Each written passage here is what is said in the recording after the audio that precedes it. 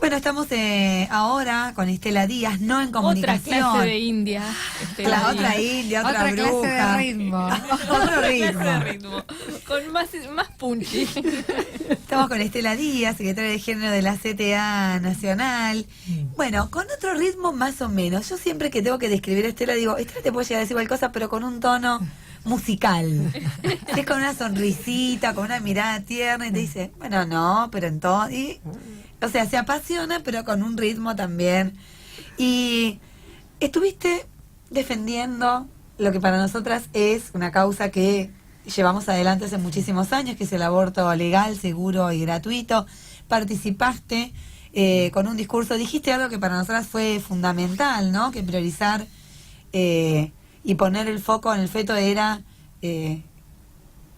no me sale la... Deshumanizar. Humanizar el embrión. Es deshumanizar la vida de las mujeres. Si querés arrancamos por ahí, porque a nosotras nos pareció, o sea, humanizar el embrión es deshumanizar la vida de las mujeres, como título para arrancar. Sí, me parece que tiene mucho que ver con el fondo del debate del derecho al aborto, ¿no? Que tiene en su raíz una profunda discriminación hacia las mujeres. Esta idea de seguir tutelándonos, de que en algún punto quiere el patriarcado, por más ineficaz que sea la ley penal, seguir manteniendo, aunque sea desde el orden simbólico, una amenaza de control sobre nuestro cuerpo, sobre nuestras decisiones. Ese es como el trasfondo más claro de quienes se oponen al cambio de ley, de quienes quieren seguir sosteniendo el status quo como está, que es absurdo, realmente absurdo. Y me parece que, bueno, estos días, vos sabés que vengo charlando con compañeras que van a hablar, que les toca hablar mañana, la semana que viene, y dice, ¿y ahora qué decimos? Porque ya pasaron 120 expositores a favor, 120 en contra del cambio de ley. Entonces decís, bueno, ¿y qué más se puede decir? Bueno, siempre se puede decir algo más. En mi caso yo quise compartir, por un lado, mi perspectiva como integrante de una central de trabajadores, una central que estuvo en la campaña por el derecho al aborto desde sus orígenes, y además entenderlo también desde enlazar una perspectiva que piensa los derechos laborales no solo por discutir las condiciones de trabajo del lugar físico de trabajo, sino discutir una perspectiva más general de clase trabajadora, de modelo de desarrollo, de enfoque de derechos. Bueno, y el trabajo digno, de calidad, el conjunto de los derechos, incluye los derechos sexuales y reproductivos, incluye el derecho al aborto. Es algo que en el mundo sindical se viene discutiendo, un ámbito no sencillo, no fácil para estos debates, pero que lo venimos dando incluso en el sindicalismo de las Américas. Yo quería compartir esto porque me parecía que aportaba una voz de las trabajadoras y trabajadores de las Américas, que además estamos en el continente que no es el más pobre, pero es el más desigual del mundo, y además en el continente donde hay, en la mayoría de los países, penalizaciones del aborto. Hay excepciones, pero hay penalizaciones. Entonces hay una deuda muy fuerte con la mayoría de las trabajadoras y las mujeres en este continente. Bueno, y en relación a eso, hay 8 proyectos. Algunos nos quieren seguir tutelando, ¿no? Nos invitan a pensar y a reflexionar un tiempo, de esos que incluso dicen que están a favor del aborto legal, seguro y gratuito.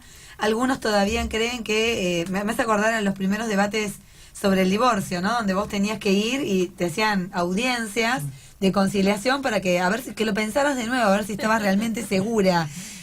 Eso me parece que hoy ya es como... No, ahí me parece, yo digo, hay un punto donde fue un triunfo de la campaña y del proceso social que se viene dando de este debate. Todos los proyectos que en debate son de interrupción voluntaria del embarazo. Hasta ahora no habíamos logrado que se discuta, pero las veces que hubo intento de discutir, venía con, bueno, discutamos la protección de la embarazada, del niño por nacer, del embrión.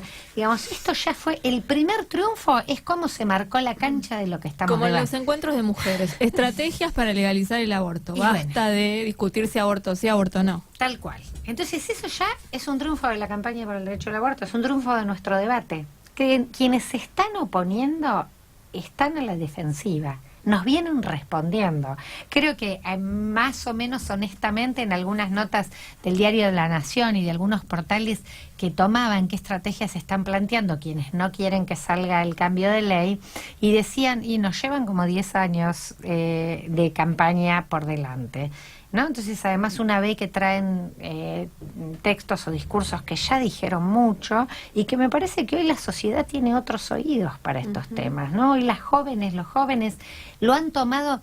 Mira, cuando nosotros empezamos con la campaña, no solo lo que cambió el consenso social, que lo miden todas las encuestas, sino que, por ejemplo, el debate del aborto en la adolescencia no es un debate fácil, ¿no? Los adolescentes, como son muy terminantes, entonces plantear el valor vida, más indefensa, como este discurso que intenta tocar lo sensible, y humorísticamente alguna compañera decía, bueno, además uno adolescente está más cerca del feto que de la persona adulta, de la adulta con responsabilidades y con los dilemas que te da la vida.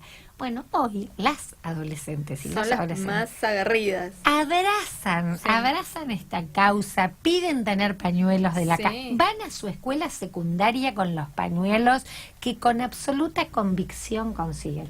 Esto es un cambio social que más allá del resultado de la ley nos coloca, desde ya que queremos la ley y que queremos la ley que promueve la campaña, pero coloca, la verdad que estamos en un momento de transformaciones en este sentido cultural, de conciencias, de debate, que es fantástico, ¿no? Sí, que yo no sé si pensamos que íbamos a vivir alguna vez, ¿no? Las viejas encuentreras que tenemos registro de estos climas en los encuentros, pero tan extendido, ¿no? Todo el año y en todos lados es como conmueve.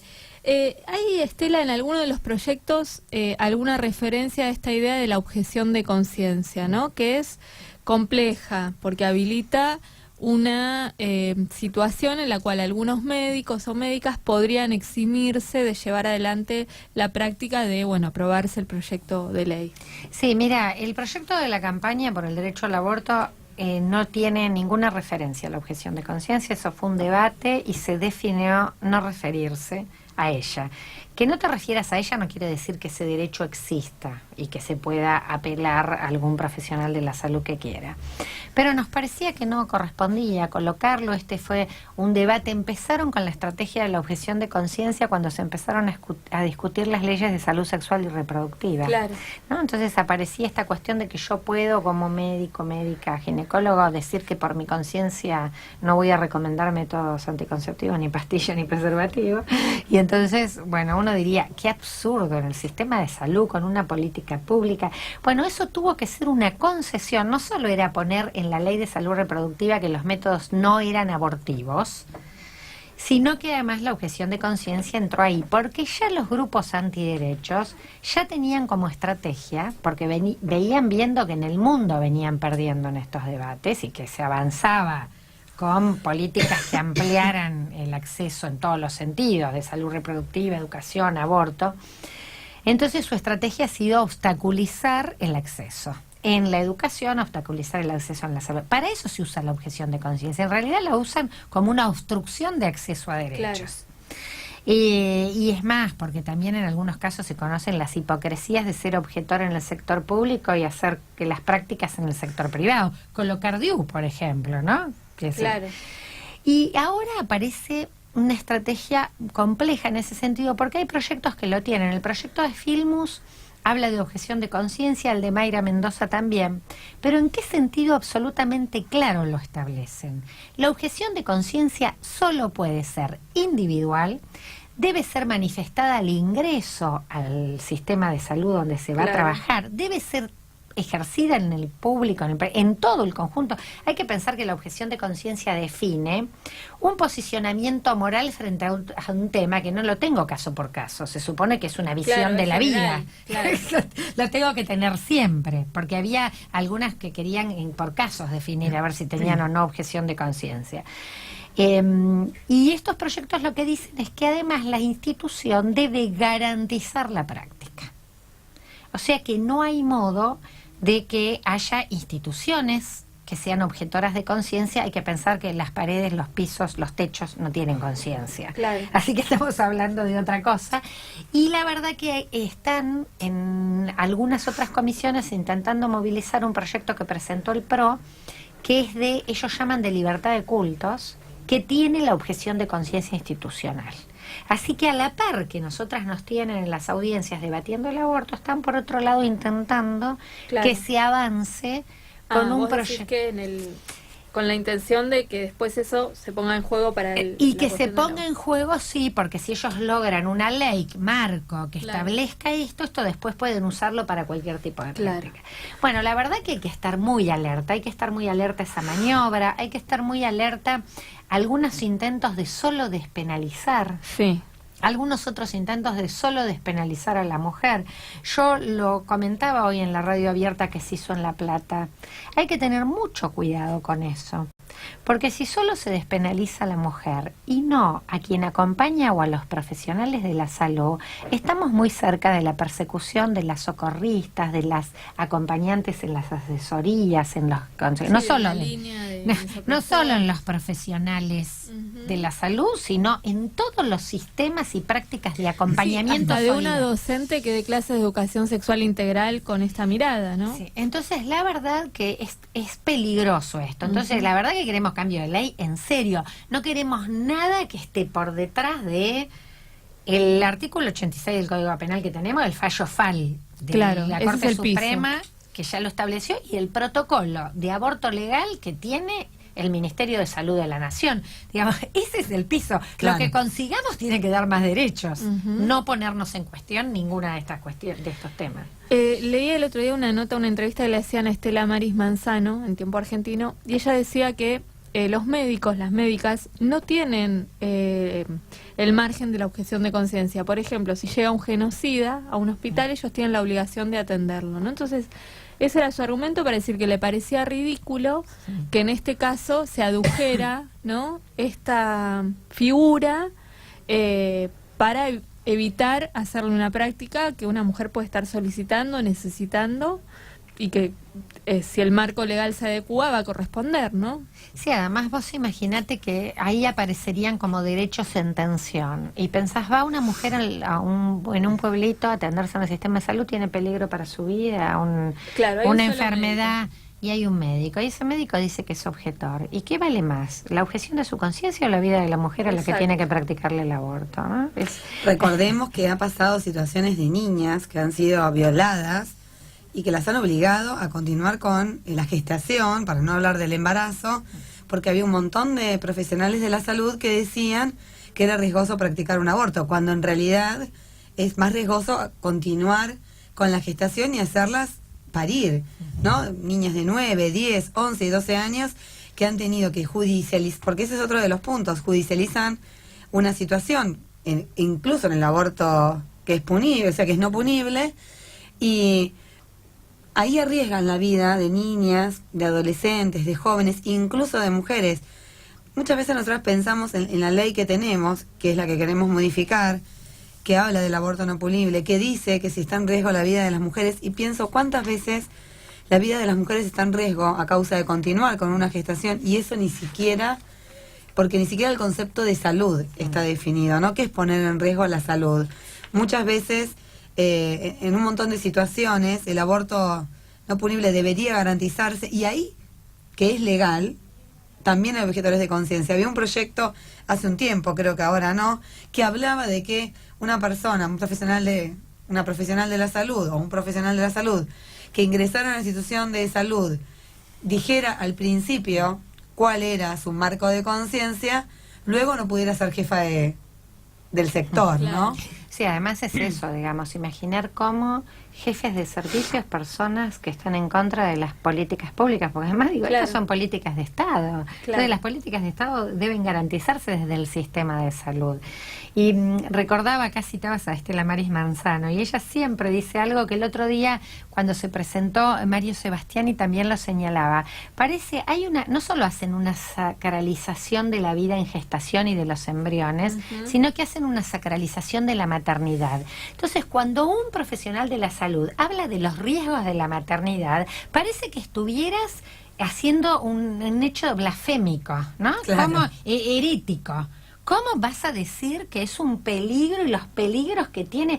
Los peligros de la maternidad adolescente son inmensos, inconmensurables frente a la simpleza que hoy tiene una interrupción de un embarazo en el primer trimestre de gestación, que es farmacológico, que solo hace, como es con misoprostol, la expulsión del embrión, digamos, algo mucho más simple frente a lo que significa para un adolescente todo el proceso de llegar a continuar el embarazo y llegar al parto, los enormes riesgos.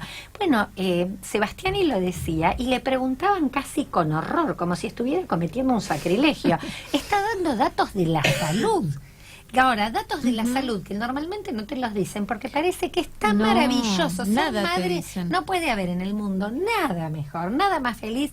Entonces poder decir de las cosas que... El gran mito de la maternidad, ¿no? Por ejemplo, no te dicen que los embarazos tienen costos físicos para las mujeres. Aún los embarazos saludables y en mujeres adultas te descalcificás, podés tener a partir de un embarazo problemas de vista, diabetes gestacional que después por ahí permanece, ¿no? Hay una cantidad, en los casos de la presión alta, que ponen en riesgo a la madre y a la criatura que está por nacer, bueno, en fin.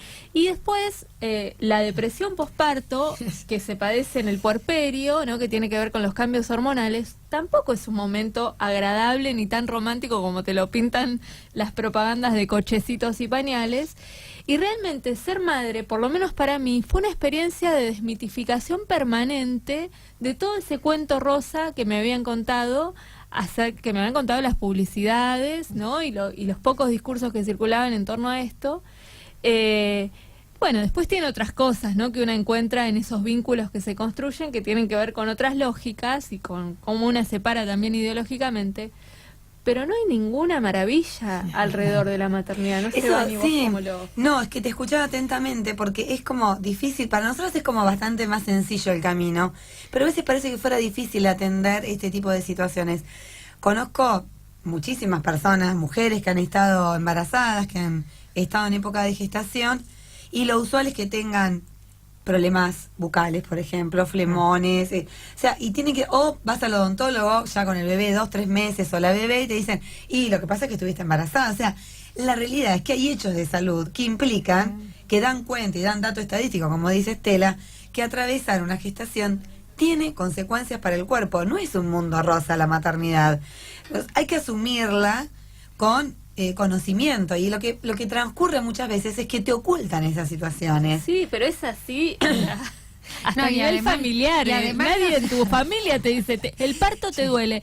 Eso de que el parto, una vez que pasó, te olvidaste y tendrías 15 hijos más, es mentira. Yo hasta el día de hoy me acuerdo lo que me dolieron los 2 partos y duele el parto. Amo a mis hijos, me encantó tenerlos.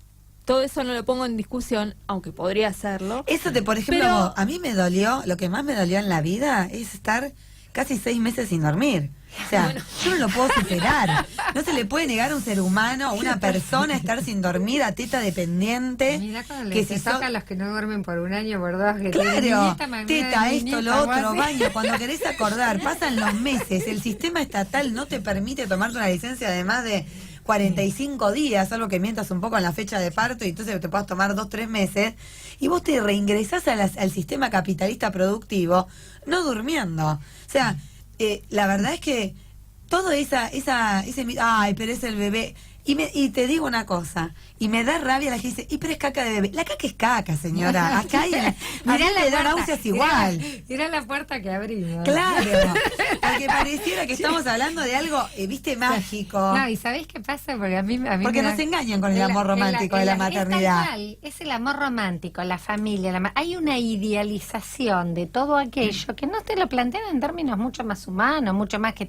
está atravesado de contradicciones, de experiencias que son profundamente agradables, pero también feas, también que te cuestan, no como son las experiencias de la afectividad humana, que no tienen un solo carácter, claro, un solo sentido. Pero a mí me daba mucha gracia, volviendo a los debates por la interrupción del embarazo, porque vienen con discursos catastróficos respecto a los llamados síndrome posaborto, ¿no? Y entonces, toda una teoría nueva. El SAP y eso van a la cabeza. Son una teoría fenomenal de las suicidios masivos de mujeres. Digamos, además a mí me da risa, la verdad que me parece, lo escucho un discurso tremendo, pero me da mucha gracia porque yo digo, en realidad es lo que ellos le desean a todas las mujeres que abortan.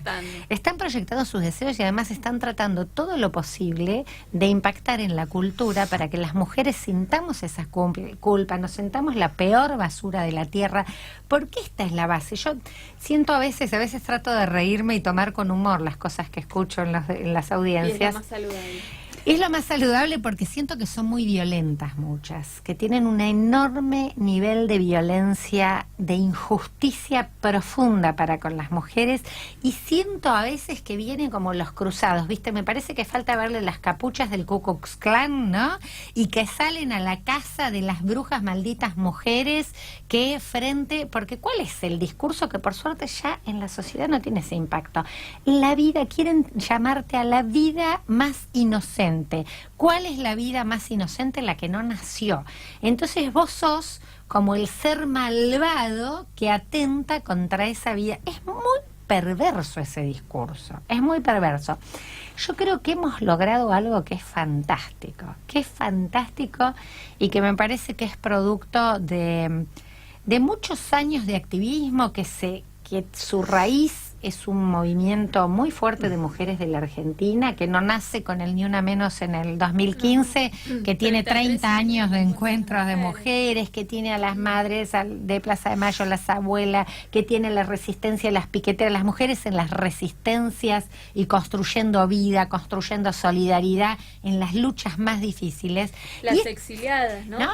También Entonces, toda esa fuerza de ese movimiento ha logrado que esta lucha sea una lucha de alegría, que sea una lucha de vida, que sea una lucha...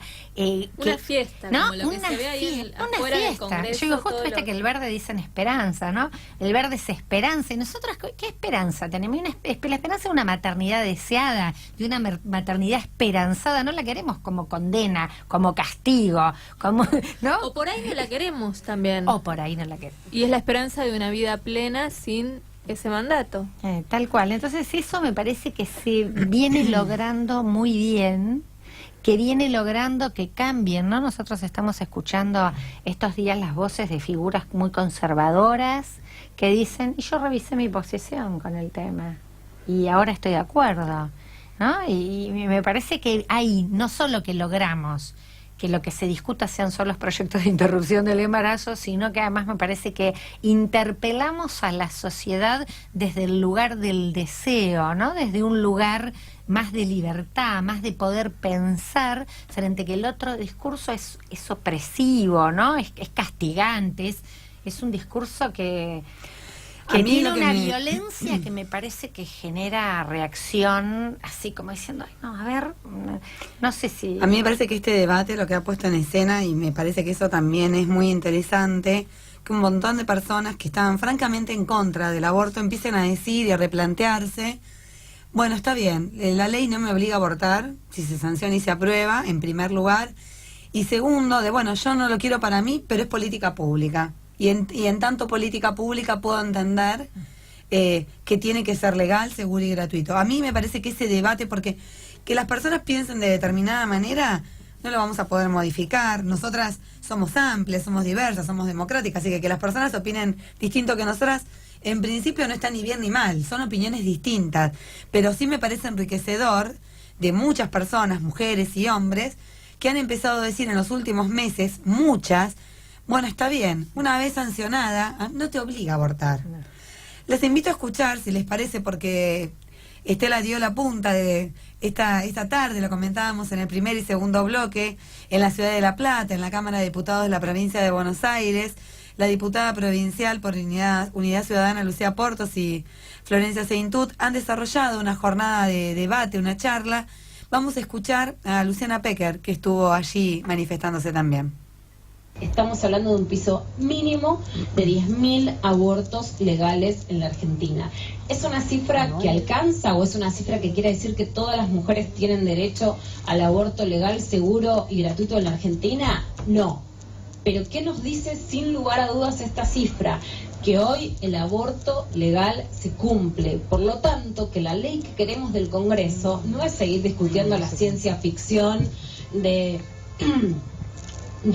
una apología por la vida que es mentirosa, sino que ese derecho que está garantizado tiene que quedar escrito por ley, tiene que ser para todas, tiene que estar comunicado para que no sea un derecho que solo se enteren quienes pueden tener acceso a esa información, y que además el proyecto de ley que salga de la Cámara de Diputados tiene que ampliar derechos, porque no estamos haciendo todo este esfuerzo para que nos restrinjan, sino para avanzar. Si ese es el piso, tenemos que ir por mucho más.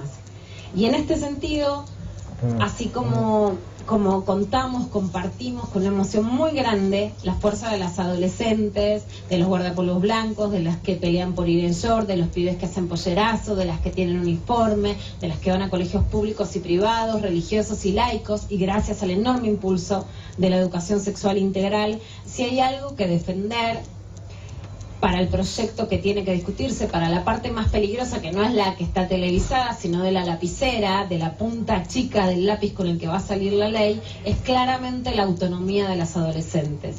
A las adolescentes que están en la calle les pido, les aviso, les sugiero que defiendan su derecho.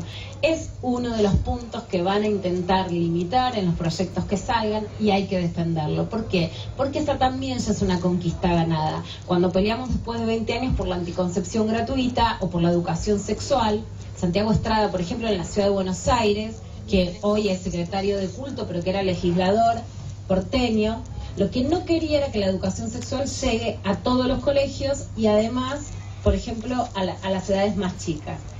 Nosotros lo que peleamos es que fuese un derecho de la autonomía más allá de la patria potestad, que ahora con el nuevo Código Civil se llama responsabilidad parental, pero que es lo mismo. O sea, que el derecho de niñas y adolescentes está por encima de lo que piensen incluso sus padres o sus madres. ¿Por qué es importante esto? Porque el derecho al aborto legal, seguro y gratuito tiene que ser para las adolescentes, como lo tiene que ser su salud sexual y reproductiva. Y justamente son las jóvenes, las adolescentes, las que han impulsado este debate en la calle, en las redes sociales, las que han logrado que traspase la pantalla de la televisión y que llegue a la política. Y es este el derecho de las más jóvenes, de la revolución de las hijas, el que tiene que garantizar también el Congreso de la Nación. Escuchábamos, ¿no?, a Luciana Pecker hablar de este tema, y comentábamos que el tema de la edad me sigue dando vueltas en la cabeza. Yo no sé si la sociedad no entiende la cantidad de niñas, porque le podemos decir adolescentes, pero la verdad es que son niñas abusadas sexualmente en violaciones intrafamiliares, donde además es muy difícil decirle a un integrante de tu familia que está gestando y que te acompañe a hacerte un aborto, porque todas las violencias que sufren esas niñas, esas jóvenes, a las que están sometidas, implican que no van a poder hacer eso. Liberar esas situaciones implica empezar a hacernos cargo de esto que pasa. A mí me da, y he notado mucho comentario, mucho post en relación de, quieren hacer cualquier cosa, ¿no? Como que no sabemos refrenar nuestro deseo sexual y después entonces queremos. Me parece que siempre queda por fuera, primero que por supuesto para nosotras decidimos sobre nuestro propio cuerpo, siempre, pero queda por fuera esta discusión que parece que el Estado, la sociedad, la gente, la justicia quisiera no ver, que es la cantidad de niñas expuestas a cadena de violencias, donde además se les niega la posibilidad de interrumpir una gestación. No sé, Luz, ¿vos qué pensás? Sí, no, en esto, ¿no?, de las edades, decías, Estela, que el proyecto de la campaña contempla que una chica, ahora para el Código Civil son adolescentes, ¿no?, de los 13 a los 16 años, pueda por sí misma pedir la interrupción voluntaria del embarazo. Sí, repite eso, digamos, claro, un poco la legislación ya vigente a partir del Código Civil, porque además considera una progresividad de la autonomía, exacto, de la decisión, ¿no? Exacto. Es una persona en desarrollo.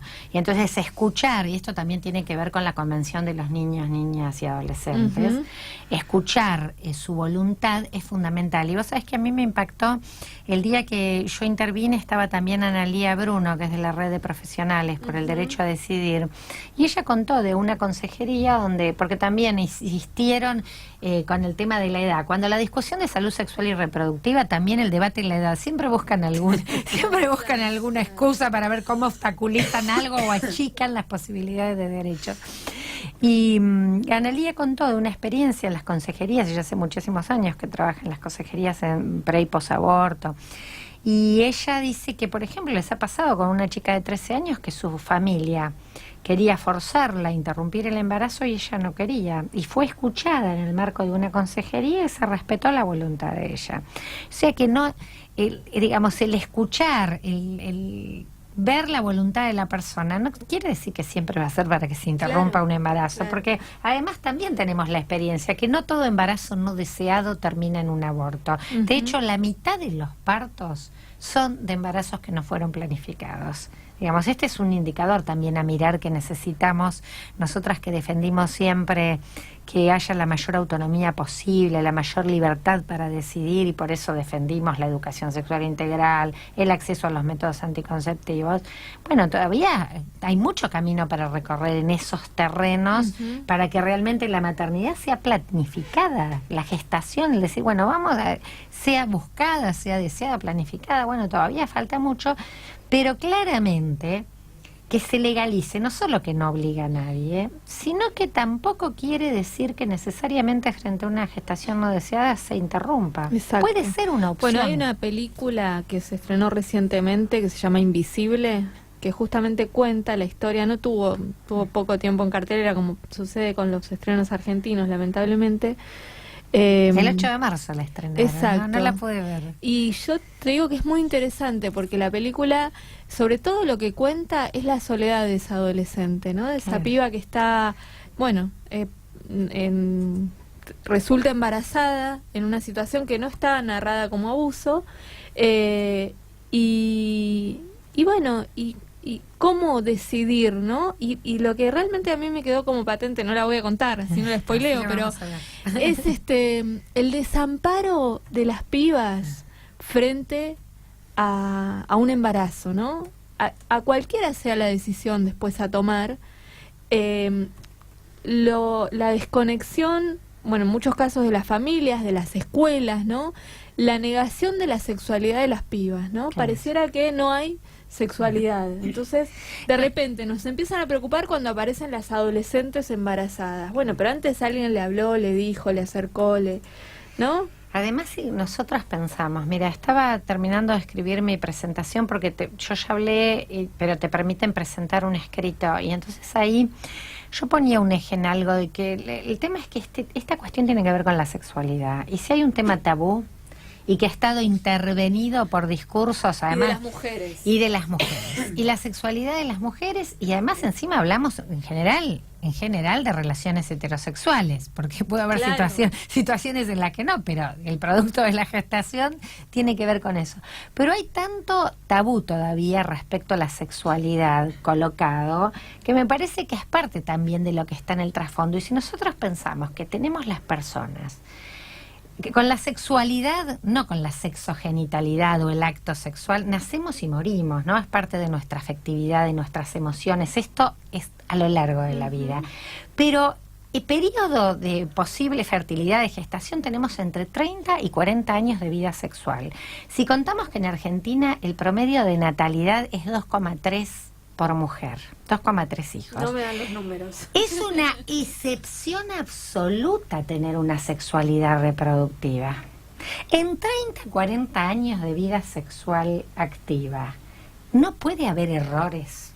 No puede haber que te falló un método, no puede haber deseos inconscientes, que no tuviste información, que hubo una relación violenta de la pareja, que hubo las miles de razones que tiene detrás de cada una de las decisiones. Y bueno, realmente estamos hablando de hacernos cargo de esto y que la sexualidad y que la reproducción no puede ser un mandato biológico en los seres humanos. Y acá está la conciencia, y acá está, ¿no? No somos animales. No somos animales. Entonces tener Ni además incubadoras, ¿no? Porque está la otra. Bueno, que lo tenga y lo da en adopción una vez que finaliza el embarazo.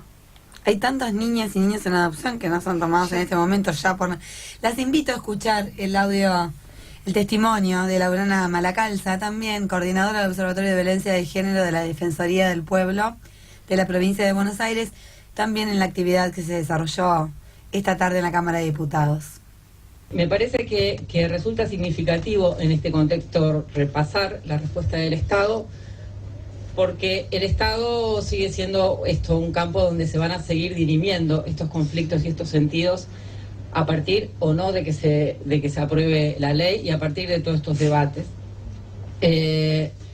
Además, repasar, yo que vengo del campo de la historia y que cada vez más creo en las cosmovisiones indígenas, el pasado no queda atrás, el pasado es parte de lo que tenemos adelante, de lo que conforma el futuro y de lo que nos va a ir iluminando los nuevos desafíos, ¿no? Me parece que va construyendo también dentro del movimiento feminista una memoria a la cual vamos a tener que recurrir en las definiciones que se den y que se dan respecto a este Estado en particular, que no es cualquier Estado, ¿no? Es este Estado que ha estado concentrado centralmente en una agudización de las políticas neoliberales y de una agudización de las políticas privatistas, estos debates sobre la autonomía de los cuerpos de las mujeres y de las personas gestantes, estos debates en torno a los derechos sexuales, a los derechos reproductivos y no reproductivos, me parece que nos plantea así algunos desafíos. Y por otro lado también porque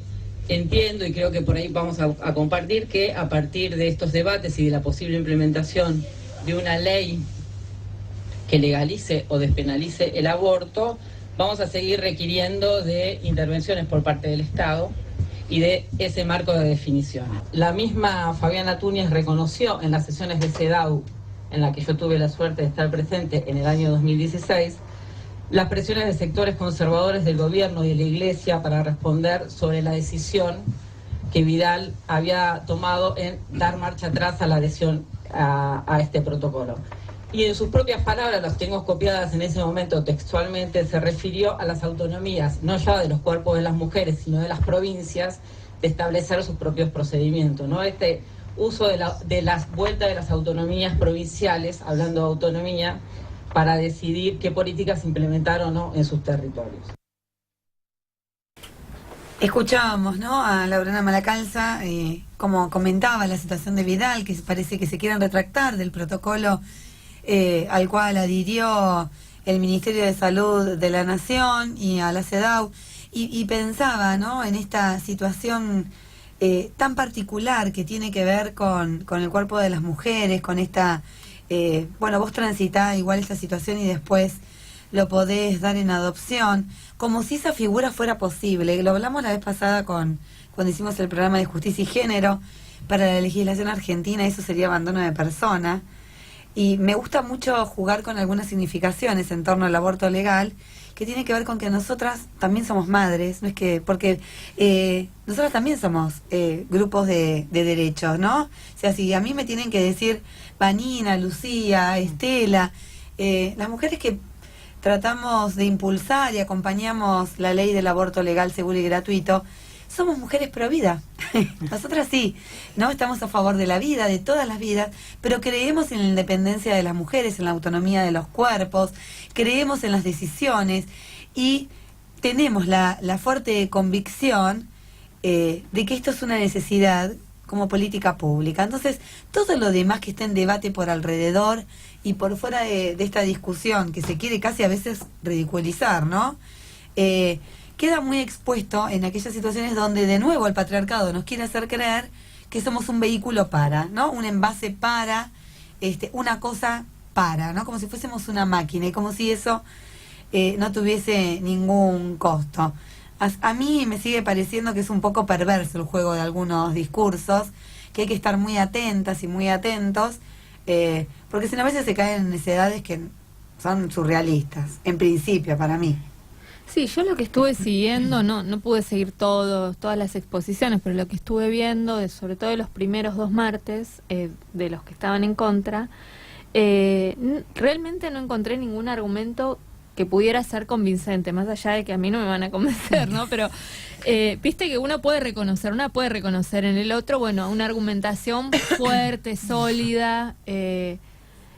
Todo lo que escuchás es mística, ¿no? Es es religión. Traería depresión para las mujeres. Claro, Habría suicidio. Es Y como... además citan tratados de derechos y leyes para decir lo contrario de lo que dicen. Claro. Citan a la ciencia para decir lo contrario de lo que señala la evidencia científica.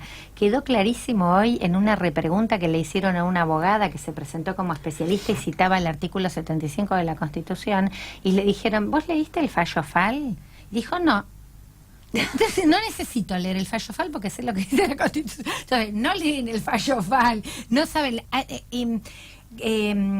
lo cambian porque en realidad su visión es metafísica, como bien dijo Darío Zeta, cuando dijo, en realidad esto es teología, es teleología, metafísica, y puede estar muy bien para decisiones personales. Que alguien diga que jamás, bajo ninguna circunstancia, así corre peligro su vida, se haría una interrupción de un embarazo, porque lo que más vale en la vida es la vida de un embrión o un feto, me parece que puede ser muy valedero para una decisión personal, no para política pública, ni para imponérsela a otro. Uno de los fallos de la Corte de Justicia de la Provincia de Buenos Aires, en caso de aborto, decían, las leyes no pueden exigir actos heroicos. Las personas los podrán hacer, yo diría, o temerarios. Pero las personas pueden decidir esto. No puede haber una ley que te obligue. Es como que haya una ley que te obligue a donar órganos. Claro. Vos podés ser un donante de órganos. Ahora no pueden obligarte a hacerlo. Bueno, Victoria Montenegro, y lo decía, ¿no? Desde la perspectiva de los derechos humanos, obligarte a gestar es un mecanismo de tortura, ¿no? Una gestación forzada. ¿No es tortura? Y realmente sí. O sea, ¿cómo...? Esa invasión sobre los cuerpos, ¿no? Pero me parece que estamos, desde el punto de vista del feminismo, lo que me parece interesantísimo de este momento es que estamos discutiendo el último bastión, ¿no? De la dominación patriarcal, que es esto, nuestro cuerpo en relación a la maternidad. La nueva estrategia, porque hay muchas de las cosas que ya las conocíamos. Lo único que escuché nuevo es que algunas de ellas se dicen feministas. Entonces vos decís, yo soy feminista, dicen, pero... Bien, porque eso quiere decir que ahora queda bien decir que es feminista, pero inmediatamente dice, porque nuestras mujeres, nosotras las feministas jamás hablaríamos de nuestras mujeres. Posesión, ¿no? Una apenas quiere y trata de ser lo más autónoma sobre nuestra vida y favorecer la libertad y la autonomía de quienes... De la diversidad. De la diversidad, ¿no? Pero enseguida me daba mucha gracia esta contradicción. Pero cómo ha avanzado el feminismo en la Argentina, que quienes hasta están en contra absolutamente de cualquiera de estos principios tienen que decir que son feministas. Nosotras ya ganamos, Estela Díaz. Me quedaría horas hablando con Estela, porque encima en pocos días es 1 de mayo y la tenemos Estela Díaz acá y ya se nos está yendo el programa. Todo lo que podríamos hablar en este momento de las condiciones laborales de las mujeres. Pero quería decir algo en relación a lo que dijiste, el último bastión. Todo lo que tiene que ver con la sexualidad femenina está regulado por el patriarcado. Y lo quiero decir ahora porque en breve va a ser la Semana Mundial del Parto Humanizado y no quiero que la gente piense, ay, estás loca. Todo lo que tiene que ver con la sexualidad de las mujeres está regulado, penalizado. No nos dejan parir como queremos, no nos dejan abortar cuando no queremos gestar. Toda nuestra sexualidad está absolutamente regulada y penalizada, sobre todo por la medicina, ¿no? Por el poder hegemónico, la medicina. Así que los dos extremos de la regulación sexual femenina está puesta en el patriarcado, altamente penalizada, porque el mito del amor romántico está basado en la maternidad. Por ahí cuando arrancábamos, hace unos años, creíamos que el mito del amor romántico era con la pareja. Hemos transcurrido unos años y nos dimos cuenta que en lo que más nos estaban cagando era en eso. Bueno, en breve estamos terminando. ¿Algo para decir sobre el 1 de mayo, Estela? Y bueno, ahí nos estamos preparando. Tenemos un acto grande de la CTA, la Corriente Federal, el 27 vamos a hacer. Y tenemos mucho pendiente para el trabajo de las mujeres y sobre todo porque tenemos que discutir el concepto de trabajo. Nosotras no queremos batallas sencillas, queremos batallas de fondo que tienen que ver con el mercado y con el patriarcado, con ambas cuestiones que estructuran el mundo del trabajo del modo tal que la mayoría del trabajo de las mujeres no se conoce, no se mide, no se computa. Así que rediscutir el trabajo, que tiene que ver no solo con los aspectos de cómo estamos en el mercado o en el mundo laboral, sino todo el trabajo de cuidado que hace hablar del tiempo de las mujeres. Así que tenemos que hablar de trabajo y de tiempo para pensar ambas cosas que están muy fuertes en la base de una desigualdad muy dura de enfrentar, ¿no? ¿Habrá oradoras mujeres en ese acto? No sabemos. Tiene que haber, si no nos vamos a enojar mucho con Si no, los hagamos un acto compañeros. Sí, tiene que haber. Vos sabés que es necesario. La verdad que el mundo sindical tiene mucha deuda con esa presencia de las mujeres. Y te queremos escuchar a vos ahí. Que lo sepa Boyaski. Tenemos muchas líderes ahí, mujeres también que pueden hablar. Mira, puede hablar Sonia Leso, Yamile Sokolowski, Vanessa Sile y Claudia de Curtidores. Puede hablar Karina Nicoleta del Subte, conductora además del Subte con toda la... Bueno, hay montones de mujeres que... Bueno, pónganse de acuerdo. Ustedes elijan una, pero nosotros queremos escuchar una compañera. Muchas gracias, Estela Díaz, secretaria de Género de la CTA Nacional. Gracias a las compañeras. Gracias a nuestra operadora, estrella, Vicky Lamas o Vicky Lamas. Ahí están Agustina Rodríguez Pellejero, Natalia Ragusa, Abril Carrizo, Ingrid Menán, y en la conducción estuvimos hoy Lucía García Xison, Vanina Cortijo. Un abrazo enorme a Paula, que está pachucha, está menstruando, no está pachucha. Y las mujeres cuando menstruamos, además, porque si no el capitalismo y el Iwebanón nos quiere hacer creer que tenemos que estar siempre divinas, potentes y radiantes, está como corresponde, con su útero en reposo, transitando estos días.